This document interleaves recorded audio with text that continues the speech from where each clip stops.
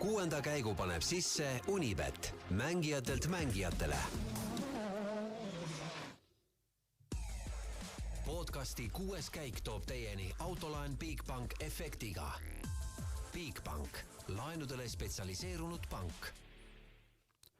Tervist, head rallisõbrad! Ülimalt dramaatilise Portugali ralli esimene täispikk võistluspäev on jõudmas lõpusirgele.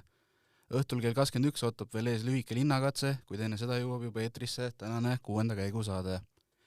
Minu nimi on Kaspar Ruus ja kõigepealt võtame ühendust Portugaliga, kus koha peal on Peep Pahv isiklikult. Tere, Peep! Tere!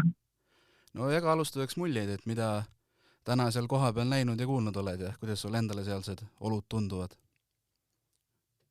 No olud on ikkagi väga keerulised, nagu sissejuhatavalt ütlesid, et ralli on väga dramaatiline ja need olud on tõesti võib-olla hullemad, ma arvan, kui eile jutuajamistest välja koorus, et esiteks on kõvasti palavam, kui võis arvata. Nüüd, kui me seda juttu räägime, on juba poolikitele, nüüd on läinud temperatuur normaalseks, on 27 kraadi, aga siin päeval oli 33-34 kraadi ja täielik leitsak ja meeletu tolm ja meeletu rahvamatt, ütleme, mis iseloomustavad seda rallit. Ja siis muidugi kõik need rasked teeolud, et kivid ja asjad, mis need rehved on ilmselt lõhuvad. Aga vägev ralli on käinud. Kui palju sa Eesti publikut koha peal näinud oled? Ma natuke olen näinud, et olen Portugalis ka rohkem eestlased näinud, aga tegelikult ma käisin täna ise ka raja ääres, kuna täna vahepausi nagu ei ole, kus rääkida oleks saanud sõitjatega, siis sõitjate fotograafiga kaasa need pildistuskohad ja 3 kohas jõudsime käia ja igal pool olid tegelikult eestlased ka olemas, et selles suhtes jah, et eestlased ikkagi on ja liigub ja mis on nagu üllatav, ikka see maailm on nii väike, et näiteks vahepeal käisin kauplusest juua ostmas ja kaupluses põrkasin kokku ühe tuttava mehega, et selles suhtes jah, Eestis ikka on liikad. Ühesõnaga tasus minna Portugali? Tasus minna, jah, igal juhul. Kuigi võistluse mõttes muidugi jälle paneb kukalt katsima, et asjad nii ei ole ju läinud meie jaoks, kui me võib-olla lootsime, et on ju kõigil eestlastel olnud siin nagu probleeme ja häda, nii et teisud ei ole väga head. Aga lämmegi siis ralli juurde, et ma kõigepealt loen ette praeguse WRC top 10, mis siis pärast 8 katset on, et Elfin Evans on liider, Kalle Roompere kaotab talle 10 sekundiga ja nüüd lähevad vahed juba suuremaks. Tanis Ordo kaotab 42 poole, Takamoto Katsuta ligi 50 sekundiga ja Gus Greensmith juba 57 sekundiga. Pierre-Louis Loubet on 6 hetkel, Thierry Neuville 7, Craig Brink 8, Adrien Fourmeau 9 ja Ott Tänak on 10, ja 2 vanameistrit, Sebastien Loeb ja Sebastien Ogier on üldse mängust väljas, et kuidas see raju ja dramaatiline rallipäev sulle endale tundunud on? No tegelikult on ju natuke totter, et võidab lõpuks see, kellel on kõige vähem ebaõnne, kelle autorepid püsivad tervena, et häda on olnud ju päris mitmel mehel ja need on kõik ju kukkud heade kohtade pealt tahapoole. Samas ütleme, kui repid püsivad terved, siis mehed sõidavad küll väga ühtlase tempoga ja väga tihedalt, et tegelikult peale 3.-4. kiiruskatset olid ju vahed üliväikesed, et sõit on selles suhtes võrdne ja põnev, aga vahed just tuleb üldse seoses nende repi purunemistega, et ega siin puhta sõiduga neid vahesid pole väga sisse tehtud. Ja mis on nagu üllatav, kõigepealt üllatav on see, et Kalle Roompere sõidab esimesena rajal olles väga võimsaid aegu ja teistpidi üllatav on see, et Tanis Ordo, kellele Portugali teed peaks hästi sobima ja kellele muuseas siin publika väga häälekalt kaasa elab, on sõitnud üllatavalt aeglaselt tegelikult. Tal on väga hea stardipositsioon ja ta oleks pidanud nagu igasugust loogika reeglite järgi olema palju kõrgemal kohal. No praegu okei, ta on 3, aga ta kaotab palju. Ja 3 tänu sellele, et nii paljud on ka eest ära kukkunud tegelikult. Ja täpselt, jah. Ja kõik, kes on ära kukkunud, no seal, eks ole, Tänak oli alguses ju tipumängus, kukkus ära, Neuvill oli tipumängus, kukkus ära, lööb oli, üldse vist liider, kui ta katkestas. Ožeer oli ju hea koha peal ja niimoodi nad kõik ära kukkunud ongi. No kuidas Tänaku sõitu hinnata, et 5 katsejärel oli ta 5, vahe Evansiga oli väike 10,8 sekundit, siis tuli 2 õnnetut katset, 2 õnnetut refi lõhkumist ja nüüd on 10, et iseenesest kiirust ju justkui oli. No, kiirust oli, tõsi, võib-olla mitte nii hea kiirus, kui oleks võinud arvata ja eeldada, et isegi tegelikult ta eilsete juttude põhjal ma arvan, et ta sai kiirust isegi rohkem. Temal enda kiirust on nagu nii kõvasti. Ma arvan, et autol on kiirust rohkem. Ralli auto mööda. Aga ta oli suures mängus sees, et 10 sekundit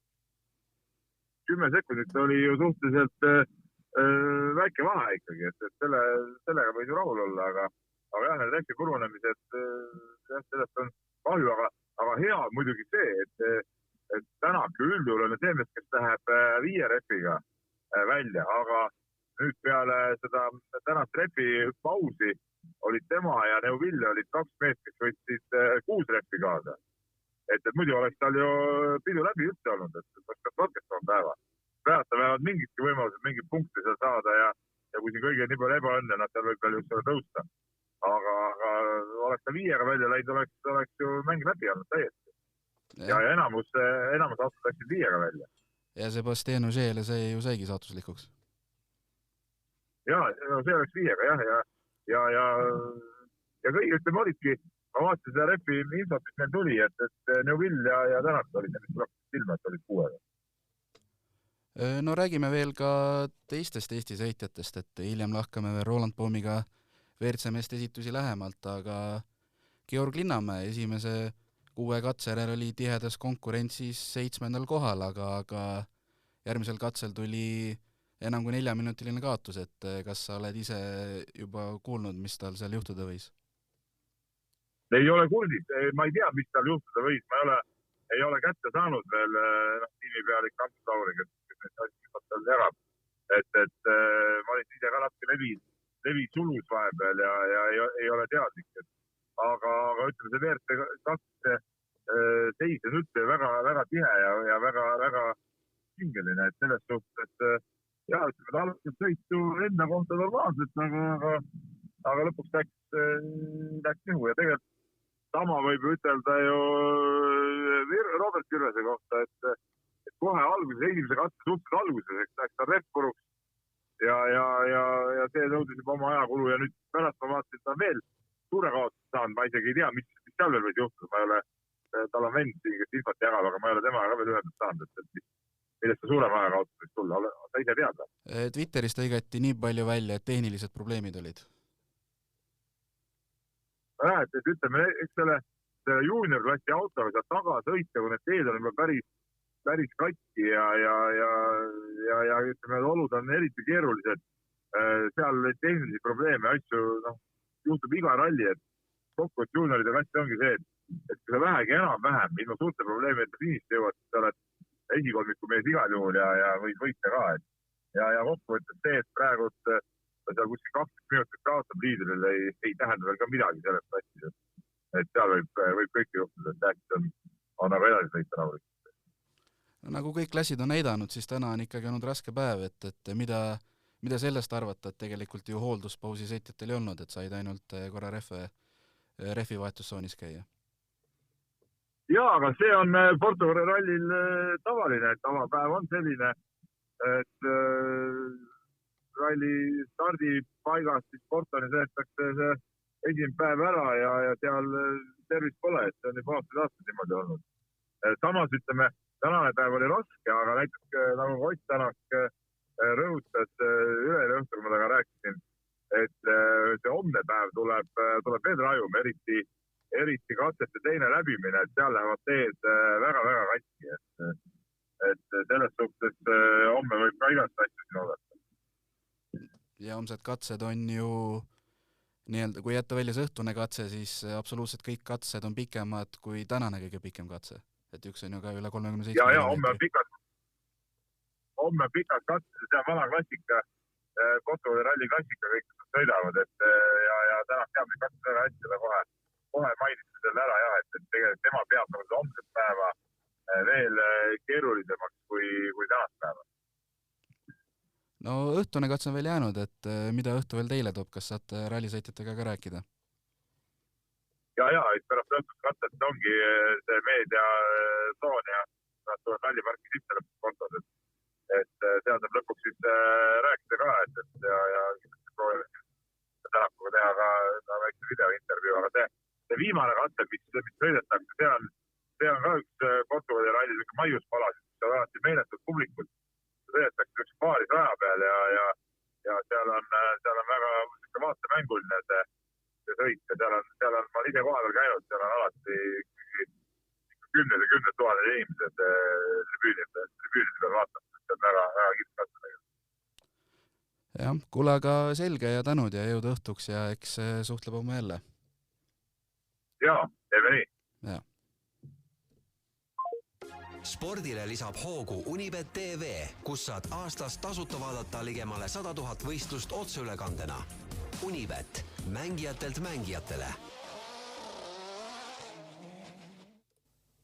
Ja stuudiost jätkame juba Roland Poomiga. Tere, Roland! No tere! No, rajupäev on õhtusse jõudmas, et mis emotsioonidega katseid vaatasid? No ulme. Kui eile rääkisime, et tuleb selline kõva madistamine, siis tegelikult tuli hoopis selline kõvem ellujäämine. Et see üks katse seal ikka ammustas päris mitmeid sõiteid, kui ma eksi, oli 6 vist. 6, jah. Et no päris sellist asja ei osanud oodata ja 2 suurt maailmameistrit väljas. Ja lööbilt veel ootamatult lapsik viga katse alguses kohe. Ja ma vaatasin seda mitu korda järgi ja ma lihtsalt hoidsin peas kinni ja mõtlesin, et see on selline rookie mistake. Et ma saan aru, kui junior WRCs keegi läheb asseldi peale esimesse kurvi külma refiga, et siis selline asi juhtub. Aga kas see peaks juhtuma, kui palju neid maailmameistri tiitlid on? 9? 9 kordsel maailmameistril? Temal on 9, jah. Kas see mõtlesin täiesti ebareaalne, no? Et ütleme, oli põnev päev igal juhul. No enne sai ka natuke mainitud, et täna joolduspaus ei olnud. No sõitjate jaoks on see muidugi keeruline, aga ralli fänni vaatenurgast oli ikkagi päris mõnus ja tempokas päev, et üks katse lõppes, kohe tulid teised peale. Ja, selles mõttes kindlasti. Sõita jaoks väga ebamugav. Vaatajale, fännile isegi annab võib-olla põnevust juurde, et kui seal mingit actionit toimuma hakkab, siis on võib-olla põnev jälgida Twitterist neid ülesõidu videoid, et kuidas remonditakse ja selliseid asju tuleb nendes olukordades juurde, sellist natuke tagatausta videoid ja huvitavat vaatamist. Aga päev iseenesest sõitjale väga pikk ja keeruline, muidugi eriti nendes oludes. Suht keeruline lõpuni tulla, sest igal juhul need autod hakkavad mingil määral lagunema juba ilma serviseta ka. No võtame siis WRC päeva ka kokku lähemalt, et esimesed 3 katset olid ju väga põnevad ja vahed olid isegi ootamatult väikesed, et seal, kui me eksi, siis esimesel 19 kilomeetrisel katsel muutus 7 0,7 sekundi sisse, et ega seda ju kruusarallil ei näe tavaliselt. Ja kui me vaatamegi peale 3. katset näiteks, siis oli 7 meest, 8 meest 10 sekundised, et see on nagu ja kusjuures sõidetud 25 minutit rallit ja 10 sekundises 7 meest, 8 meest, et see on nagu ikka väga tasavägine värk oli. Ja kui me vaatame veel siis näiteks mitmendal katsel lööb ära kukkus? 5. see oli siis esimene pärast, kui sai rehve vahetada. Jah, et see oli minu jaoks sellise ikka, ma eile mõtlesin ka tegelikult, et ma ei oska üldse oodata lööbist midagi, kas ta tuleb nagu ja paugutab nagu kõigile niimoodi, et keegi ei usu või ta tuleb täiesti nagu rahulikult tagaotsa, seda ei saa väga pihta. Aga Sebastian Loeb tuli ja juhtis rallit. Jälle, ulme lihtsalt teised teevad teste, sõidavad ja Sebastian Loeb sõidab mingite teiste autodega, mis iganes asjadega ta vahepeal sõidab, aga tuleb istub ralliautosse ja näitab, kuidas sõidetakse ikka. ma just vahetult enne temale saatuslikuks saanud katset lugesingi, kuidas ta mitmeid WRC rekordeid nii-öelda nihutas siis, et vanim ralliliider ja kõige suurem vahe vanuses siis, kes on esimest korda rallit juhtinud ja viimast korda, et mitu aastat seal vahel jääb. No ilmselt ta lükkab ka seda rekordit veel kord edasi kuskil rallil, kuhu ta peale tuleb. Noh, jah, ma arvan, et on väga-väga ebatõenäoline, et ta sellise avariiga tahaks oma WRC-karjääri lõpetada. Ei, kindlasti mitte. Ja nii palju, kui kuulda on olnud, siis midagi kindlat ei ole, aga uurivad, vaatavad, mis võimalused on, kus ta peale saaks tulla. Aga 5. katsel juhtus siis lööbiavarii, aga seejärel läks juba rehvide purunemise virvar pihta, et Ott Tänak 6. ja 7. katsel lõhkus rehvi, langes 10. ja Ogier pidi 7. katsel üldse katkestama, sellepärast, et tal oli ainult üks varurehv kaasas. Jah, 6. katsel veel ka Greg Priini rehv, Ogieri rehv ja Katsutal selline väike poolspin, kus ta kaotas aega. Et see oli päris keeruline. Seal kukkus veel autos ära ka seal tagantpoolt tulijad R5 arvestuses. Väga tummine katse oli see. Aga andis jälle teistele väga palju võimalusi juurde, et kes suutis sealt tulla enam-vähem viisakalt lõpuni, et jälle kui Greensmithil hommik algas väga tugevalt, siis vahepeal tal oli tolmu tuli ulme palju sisse, järgmisel katsel ta ei saanud nagu hästi pihta, et mis toimub, et kaotas kuidagi väga palju, et siis jälle sellel katsel sai sellise mingil määral tegi väikse tagasituleku, et tõusis 4 positsiooni ja 5. No Priinil vedas ka tegelikult sellega, et temal läks ju katse lõpus rehv erinevalt Ogier'st ja Tänakust. Jah, palju ta ei kaudanud, aga Priini poolt kokkuvõttes üldse selline kuidagi veider päev, et ilmselgelt ta pidi minema näitama, mida ta teha suudab ja kohati ta kiirus oli väga hea splittidelt, aga siis jälle nagu kogu aeg midagi juhtus ja midagi ei tulnud välja tal ja no suur pettumus tegelikult päev kokkuvõttes, ma arvan, et tore, et ta lõpus on, aga kokkuvõttes midagi ilusat siin küll ei ole. 8. ja 1.46 hetkel kaotust. Enne 9. siis, kui me seda praegu salvestame. Jah, ega siin tänane päev on tõestanud, et mine tea, mis veel õhtusel katsel juhtub. Täpselt, me ei oska öelda, siin võib-olla minnakse veel nalja tegema õhtus. Aga kui veel tiimide kaupa korra päev üle vaadata, et võtamegi siis M-spordi, et päev algas ju väga kenasti ja 4 katsel lööb oli liider ja ka tegelikult Lube näitas väga häid aegu. Ja no M-spordi puhul hommik oli ikka väga ilus ja isegi nüüd, kui noori sõitjaid vaadates Lube ja Greensmith suht ühes augus tegelikult seal olid ja no ideaalne algus, et kahjuks küll jah, lööbi ärakukkumine ja Greensmithi probleemid, mis tal olid siin, et see nagu tegi olukorra natuke keerulisemaks, aga ma arvan, et Lube puhul jälle ma ei julge nagu homseks ütleme väga suuri panuseid panna. Puhtalt kogemuse kilomeetrite põhjal, et võib-olla homme hakkab vähe ära vajuma, ei tea. See stardipositsioon oli tal oluliselt parem täna, kui tal on homme. Aga Greensmith lõpetab päeva 5. ja need vahed on väiksed, Katsutani 8 sekundit ja sealt veel Sordoni, kes on 3, on ainult 14,4 sekundit, nii et ma arvan, et M-sport võiks nagu juba täna õhtul anda mingi ülesande küll Greensmithile, et homme tuleb püüda. Ja no Formeau puhul, kes on hetkel 9. kohal, ilmselt ikkagi peas, et auto pühapäeval veel alles on. Nojah, nagu me eile rääkisime ka, et siis ta võiks lihtsalt lõpuni tulla ja ega siin ei olegi rohkem mõtet hetkel Formeau peale panustada, et kui ta suudab tulla ja näidata häid katseaegu, see on väga tore, aga tähtis oleks, et ta ikka jõuab lõpuni. Minnes edasi Hyundai juurde, siis Terry Neville alustas 2. kohalt ja püsis kogu aeg kõrges mängus, kuni siis 8. katseni, kus juba võis arvata, et äkki nüüd ralli nii-öelda tempo veidi raugeb, aga ei, hakkas ka seal juhtuma ja kas sa said aru täpselt, mis seal Neville'il juhtus, et kas ta ülesõidul lõhkus midagi ära? Ma sain aru, et jah, 7. 8. katsel ülesõidul, siis ma ei tea, tundus, et jutu järgi tuli rata sealt ära. Ta pidi ratast vahetama, mis ta rääkis, et ta läks vist veovõll katki. Mingisugune, ühesõnaga rattaga mingi teema oli ja veovõlli probleem oli ja siis kaotus tuli suur 8. katset, et seda ei saanud parandatud, nii et kukkus päris palju 5 kohta. ja kaotas ju üle minuti katse peal.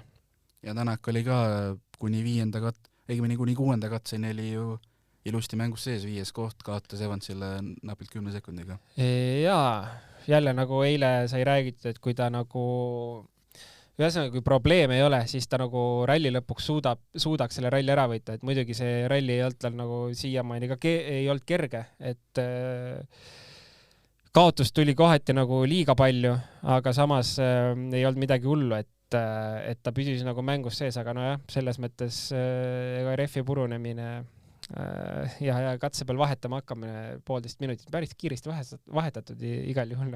No ja võrdlusment oli Ožeega, kellest ta enam-vähem 5 minutit kiiremini tegi selle. Selles mõttes oli lahe et 2 meest vahetavad katsel refi ja tegelikult ütleme selles mängus nagu kui katse peal seisad ja vahetad ratast, et siis nagu suht ühte auku tulla. Et tundub, et jah, kiirus oli Otil veidi parem. Et selle mängu ta võitis. No Tanis Ardo, et Peep juba ennemalt mainis, et tema oli veidi selline nii-öelda ebameeldiv üllatus, et arvestades stardipositsiooni, varasemat kiirust, Portugali saavutusi, et praegu on küll 3, aga tegelikult on ikkagi aeglaseks jäänud võrreldes tippudega. No ikka suur pettumus. Väga, ütleme Priiniga võrreldes no ma nüüd ei oska öelda, kumb suurem pettumus on, mõlemad on minu jaoks pettumused täna. Et sealt, kus ta ka startis ja mees on alati näidanud, et kui ta tuleb sellistele rallidele, et ta suudab nagu ikka tugevalt võidu peale sõita, siis täna läbi teiste ebaõnne 3. No, ühesõnaga, ega kui ta homme kiirust ei leia, siis on nagu jama. Teistele muidugi hea, kes sealt tagant üritavad ründama hakata, näiteks Greensmith ja miks mitte isegi Katsuta, aga Sordo puhul minu vaatepunktist ka samamoodi väike pettumus ikka. Ja enne tänast viimast katset kaksikjuhtimine Toyotal, et kui Elfin Evansi liidri kohta võis selles mõttes oodata, et väga hea stardipositsioon ja kiirust mehel on, siis Kalle Roompere. No Elfin Evansi kiirust võis oodata ja eile ka panime Evansi selleks meheks, kes peab kindlasti võidu peale sõitma, aga Roompere täiesti ebareaalne. Ma ei tea, võite nõustuda, võite mitte nõustuda, aga ma ütlen, et Roompere tuleb see aasta maailmameistriks ja ei saa ka keegi teine lähiaastatel sinna lähedale, ma arvan, et no siit on näha täpselt, kuidas Ogier omal ajal neid maailmameistri-tiitleid kogus, isegi sellistel rallidel ees startides. Ta tuleb, teeb oma asja, üritab saada vigadest hoiduda ja no päeva lõpetab 10,7 hetkel siis enne viimast. Ma ei tea, ärme siis ära sõnu, üks katse minna veel. Aga hetkeseisuga 10,7 liidrist taga, no ideaalne. Minu jaoks täielik üllatus. No enne kui veel vaatame üle, mis toimub teistes klassides, siis üle ümber ei saa ju refiloteriist, et viimastel katsetel on väga mitmetel sõitjatel refel jäänud, et kas siin peaks vaatama Pirelli suunas või on see siuke Portugali keerulistes oludes siuke paratamatu, et Ogier juba ironiseeris ühe katse lõpus. Jaa, see on hea küsimus alati. No vot, ei oska öelda, ma ei ole sõitnud selle uue WRC Pirelli refiga, kui hea või halb ta on. Nii palju kui sõitjad on maininud ka eelmine hooaeg ja nüüd ka see hooaeg me oleme selle ära kuulnud, et see Pirelli on ikka nõrk. Vot ei oska öelda. Jaa, ega ta võib olla nõrk, aga ilmselgelt olid ka olud sellised väga karmid, et kui mingid sõitjad ütlesid, et nagu sellistes oludes ei mäleta, millal sõidetud sai. Et see kombo nende kahe asja vahel ega Pirellile mingit head valgust ei näita. No Ogier enam ütleski, et ülirasked olud ja Pirelli refid, et hea kombinatsioon. Jep, nii on. Loodame, et homme refi purunemistest suudetakse eemal hoida, sest see on nagu kõige tobedam asi.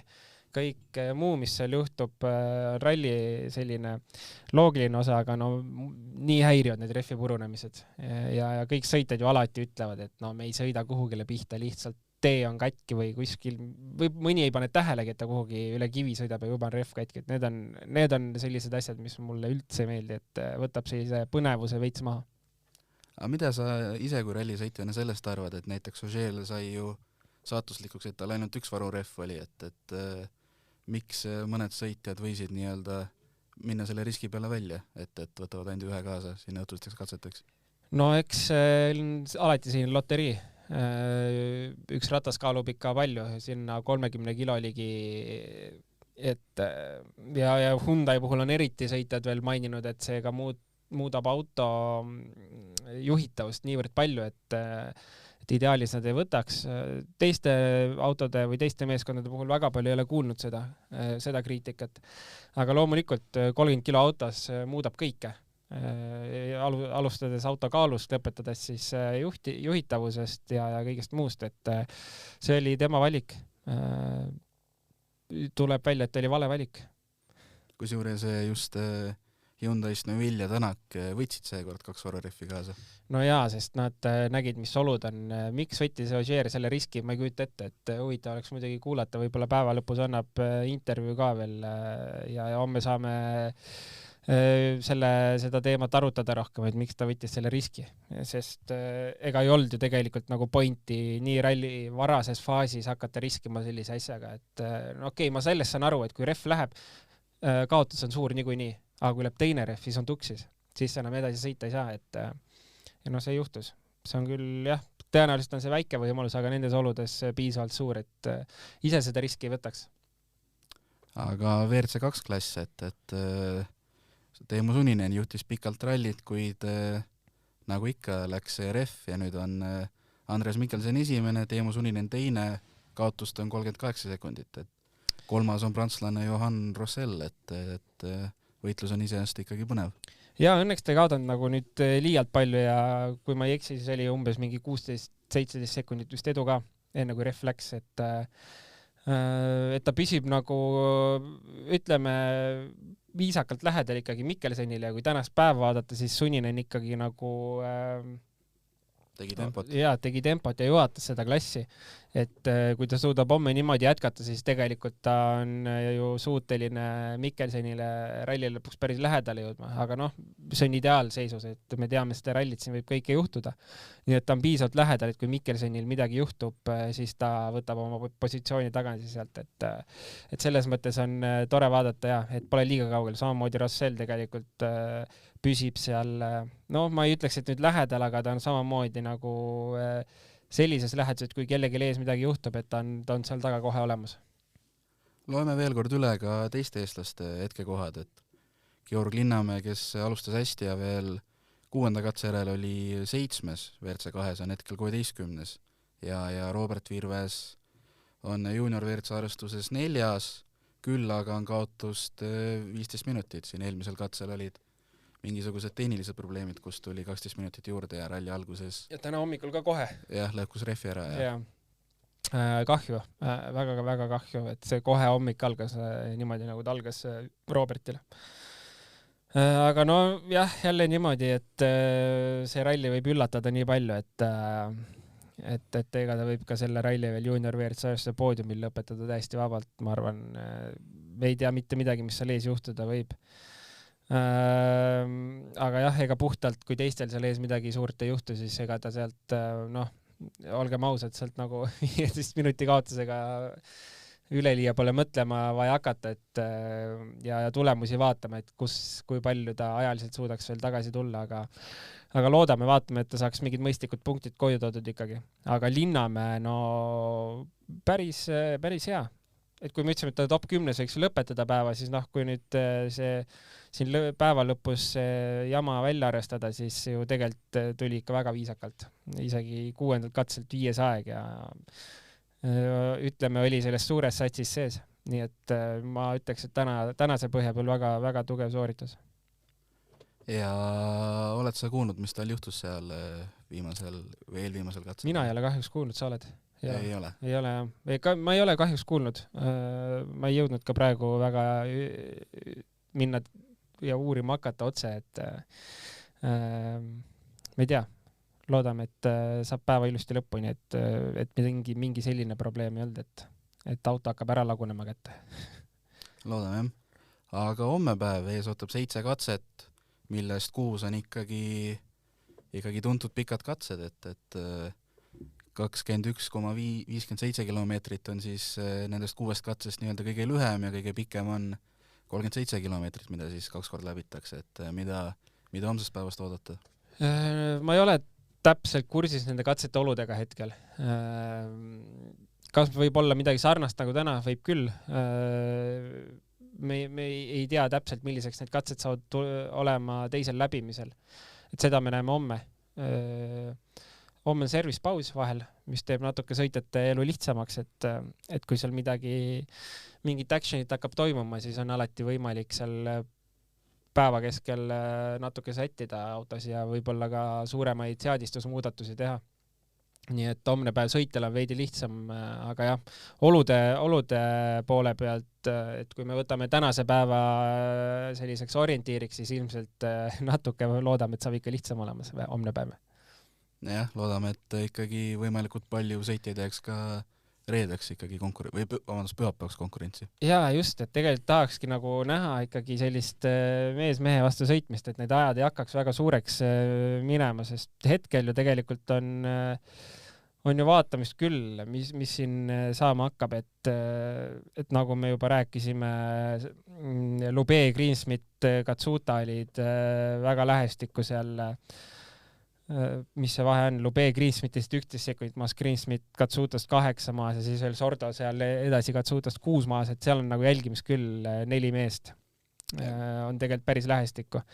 Ja Neville, kui ta suudab oma O-kommi jätkata, ega siis ka ta tuleb tagant ja võib sealt midagi eest veel ära kinni püüda, nii et põnevust saab olema küll. Muidugi tahaks veel tegelikult näha, et Priin suudaks ka oma tempot kasvatama hakata, sest täna oli nagu ikka halb. Ja mis Tänaku eesmärkidest me veel õhtul Peebu kaudu kuuleme, aga mis võiks tema nii-öelda mõtted homseks olla või eesmärgid? No suht keeruline. Minut 34 on kaotust tema ees olevale Formoole hetkeseisuga. Et oleneb, mis Formoo teeb homme, et seda, ütleme, kui Formoo seal vigasi ees ei tee, siis ega ta seda poolteist minutit kindlasti ei püüa. Kui palju ta pühapäeva lõpuks suudab sealt tagant ette tulla, kas teistel on probleeme, et kõik algab lõpuks sellest, et puhta sõiduga sealt hakata neid minuteid tagasi võtma on juba nagu, ütleme, pigem võimatu. Et teised on ju, ma ütleks, et kõik on üllatavalt hea tempoga tulnud, et mõned üksikud sellised pettumused muidugi, aga tegelikult suures pildis kõik tulevad nagu hea tempoga. Kui me lihtsalt võrdleme nüüd, paneme perspektiivi top 10 sellel rallil või mõnel muul rallil, siis ikka tulevad suht ühte auka kõik. Ja võiduväitluses hetkel Roompere ja Evans tiimikaaslased 10 sekundit ainult vahet. No tahaks näha, et Roompere võtab selle ära, sest homne stardikoht tal on magus võrreldes tänasega, nii et ja selles mõttes tänased teised läbimised näitasid ju, et katsevõit võtta ei ole mingi probleem. 10,7 vahe ja kui ta suudab, ma ei tea, ma olen nii üllatunud praegu tegelikult ka, et Roompere suutis sellise tulemusega päeva lõpetada, et kui ta suudab homme jätkata selle tempoga ja homme on hea stardipositsioon tal, siis on ideaalne. Ma ütlen, maailmameister tuleb. No, elame-näeme. Jah.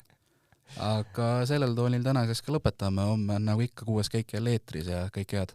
Kõik head, teile homme näeme.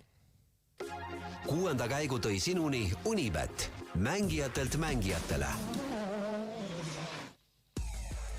Podcasti 6. käik tõi teieni Autoline Bigbank efektiga. Bigbank, laenudele spetsialiseerunud pank.